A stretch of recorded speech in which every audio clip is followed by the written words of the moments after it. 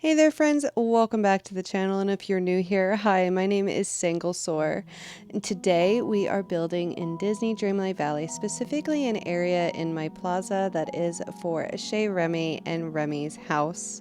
I really wanted to make an area for the villagers to go and eat and things like that. I know they won't sit outside and eat in the area that I designed for them, but that's okay. It still looks really cute up in my plaza. I did my plaza in sections. So if you're having trouble trying to figure out how to decorate your valley, I highly suggest doing each biome in different sections. This biome in particular was built in 4 different sections. There's this spot here that we are working on today. There is a spot that I used for the DIY theme park challenge that we had recently as a dream snap. A focal point area that goes down into the peaceful meadow. I get confused on which word it is. And then an area for Scrooge's shop. This is the first area that I fully built up for my plaza. I had originally done a different area for the transition point down into the peaceful meadow, but I decided to scrap that idea and start over. So if you've seen that video, that build is now gone. I will go ahead if you want to see it. I'll go ahead and link it up in the corner there for you to go check out.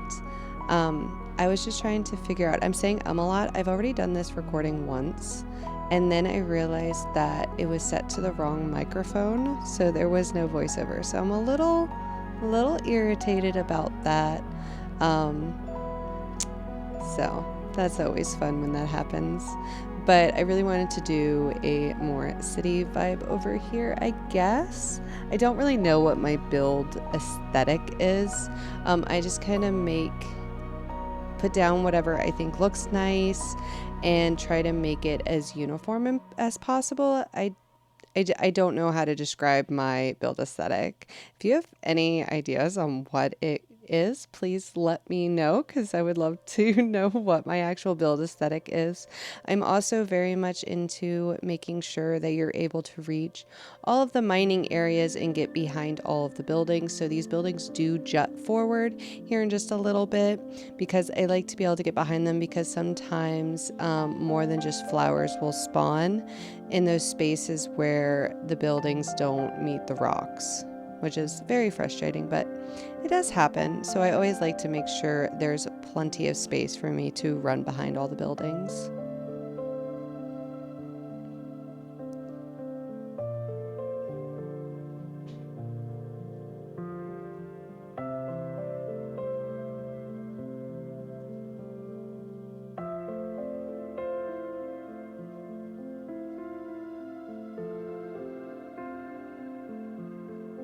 I do apologize if you hear anything in the background. I do have contractors working in my new home edition, so I do apologize if you hear any of their tools running or anything like that. I'm not going to be streaming today because of it, but I still wanted to work on these voiceovers as I am backlogged a good bit. I have the areas here in the plaza that I have to do a voiceover for.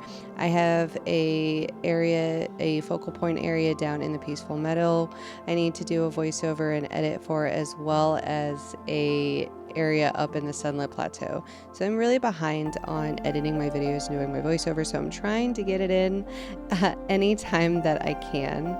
So please disregard any noises you hear in the background, and hopefully we will be done with that very soon.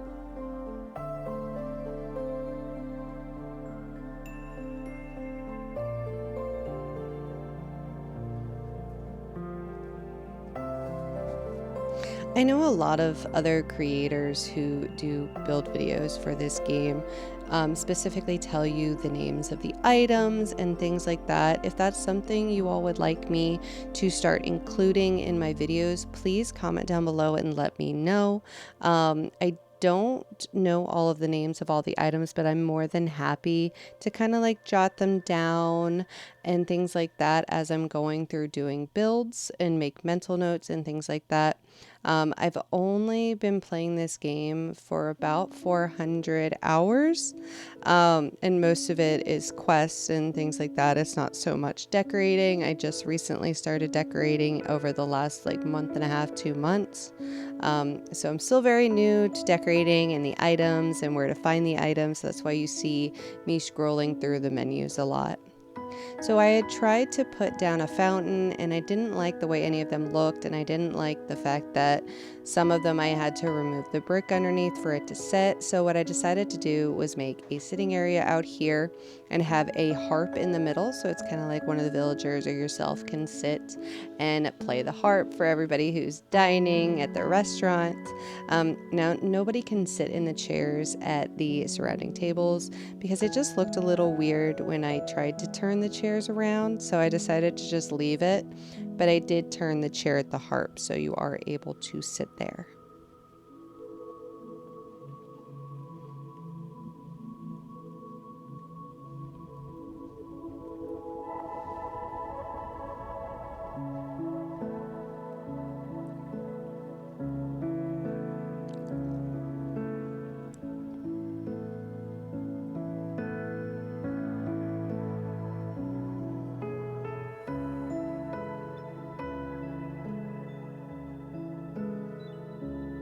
So in this specific build and the next couple of ones that I'm going to be posting, I haven't really been paying attention to my item count.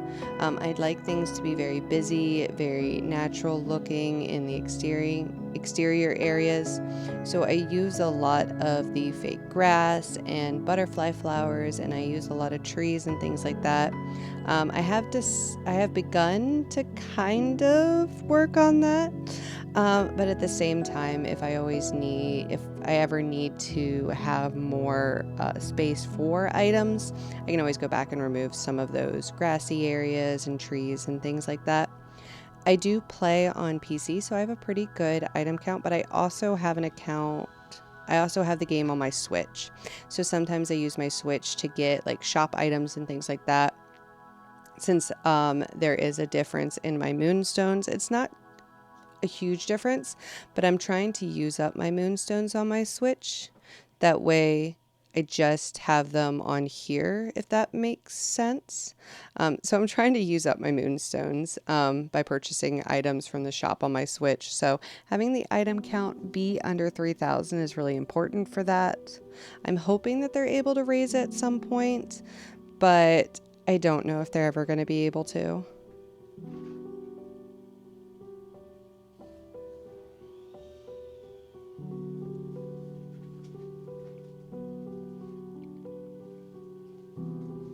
Throughout my valley so far, I'm mostly using the same trees, the red trees, and then the tall black maple. And I use a lot of the curved ones throughout. Those are my absolute favorite. The curved maple trees are gorgeous.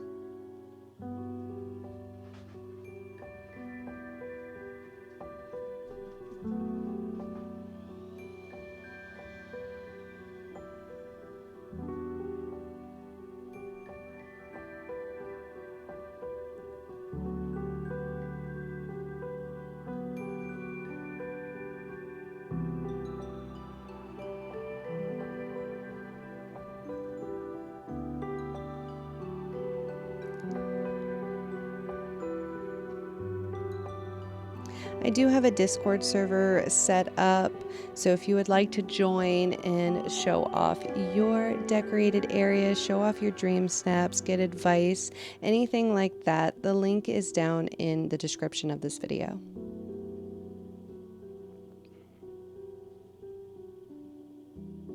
I also stream on TikTok 2 to 3 days every week, just depending on what is going on that week with my home addition that is being built. But I do post all updates in my Discord server. I'm planning to return to Twitch. Hopefully in the next month I'll be able to join back on there. I would really like to be able to use my webcam. I have a lot of reptiles and the reptile lights are right behind me in this room, and I can't get the lighting to look good, and like I have a decent camera and it just doesn't look good, and I don't feel comfortable using it until it does. But I do plan to be returning to Twitch hopefully very soon, possibly without a camera if I want to return sooner.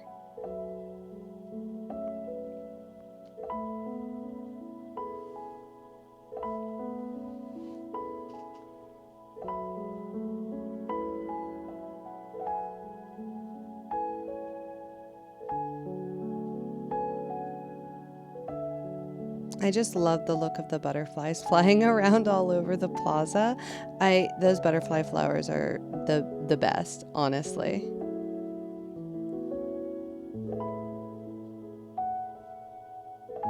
And now this is the last section. I needed this to be a sort of transition area to Scrooge's shop. This was, as I said again, Scrooge's shop was the last spot that I built up. So at this point, I really didn't know what I was going to do with it. I'm really excited to do the voiceover and edit that video because I am very happy with how that turned out. We are getting to the end of this video, so if you enjoyed this build and you enjoyed this video, please be sure to give it a big thumbs up and subscribe if you're new to the channel.